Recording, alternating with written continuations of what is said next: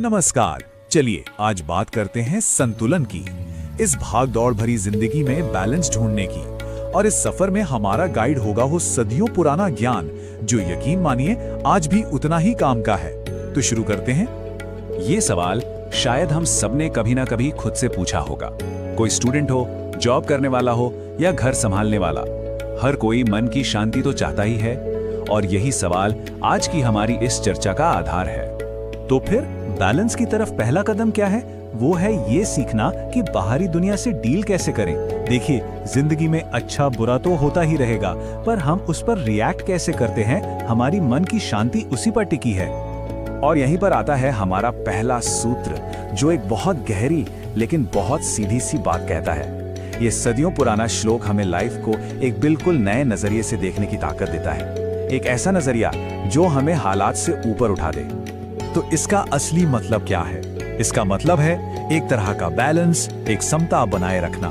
इसका ये मतलब नहीं कि हम महसूस करना बंद कर दें, नहीं, बल्कि हम हर एहसास को बिना ज्यादा हिले डुले अनुभव करें।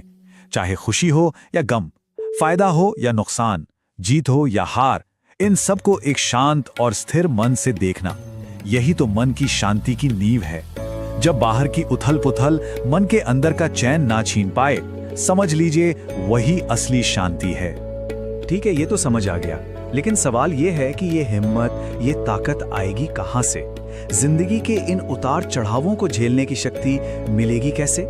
इसका जवाब कहीं बाहर नहीं है, वो हमारे अंदर ही है, हमारे अपने मन में। और यही हमारा दूसरा सिद्धांत सामने आता है, जो मन की इस जबरदस्त ताकत पर जोर देता है।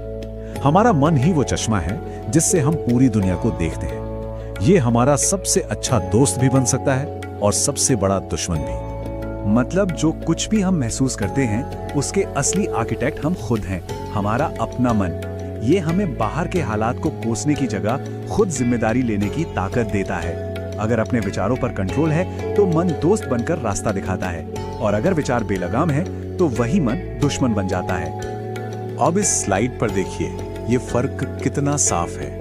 एक तरफ जब मन दोस्त है तो वो हमें हिम्मत देता है, सेल्फ कंट्रोल देता है और सोच में क्लैरिटी लाता है।